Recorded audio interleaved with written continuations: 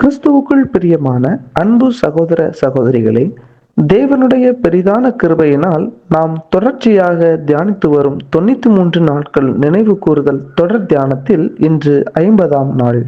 இன்றைய நம் தியானத்தின் தலைப்பு, பிலாத்துவுக்கு முன்பாக கர்த்தர் இயேசு அரசியல் அதிகாரமும் மனசாட்சியும்.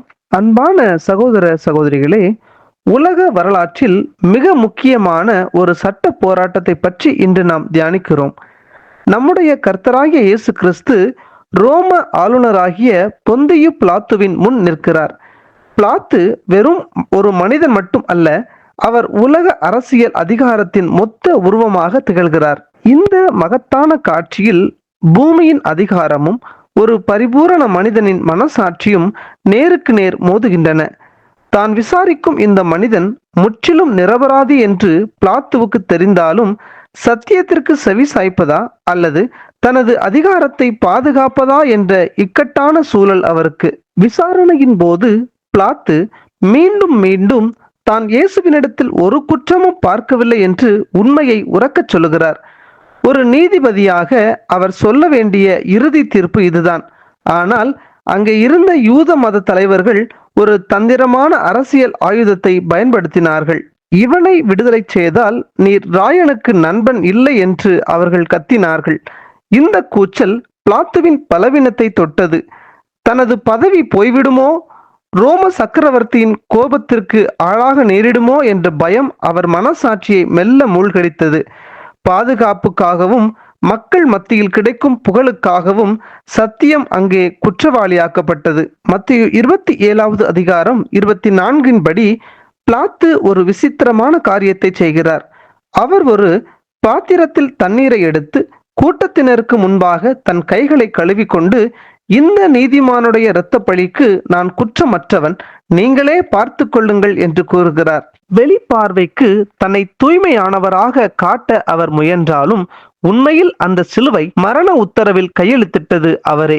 சரியானது எது என்று மனசாட்சிக்கு தெரிந்தும் அதனை சந்திக்க தயங்கும் ஒரு மனிதனின் தத்ரூபமான ஓவியமே பிலாத்து. கைகளை கழுவுவதால் ஒருபோதும் பொறுப்பிலிருந்து தப்பிக்க முடியாது என்பதை இது நமக்கு உணர்த்துகிறது. இந்த விசாரணையின் போது நமது ஆண்டவர் இயேசு காட்டிய அமைதி வியப்பிற்குரியது. அவர் யோவான் 18வது அதிகாரம் 36வது வசனத்தில் பிலாத்துவிடம், என் ராஜ்யம் இந்த உலகத்திற்குரியது அல்ல என்றும், யோவான் 18வது அதிகாரம் 37இல் சத்தியத்தை குறித்து சாட்சி கொடுக்கவே நான் பிறந்தேன், இதற்காகவே இந்த உலகத்தில் வந்தேன் என்றும் கம்பீரமாக சொல்லுகிறார்.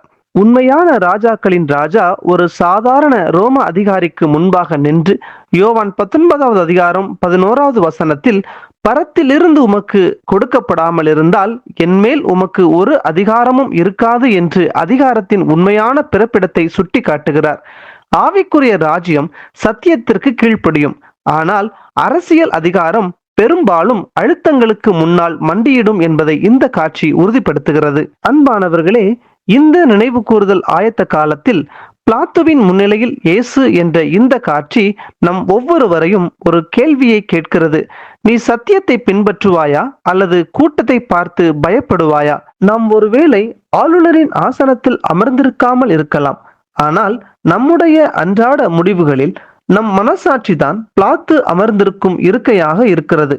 கிறிஸ்துவின் சத்தியம் நம் முன்னே நிற்கிறது.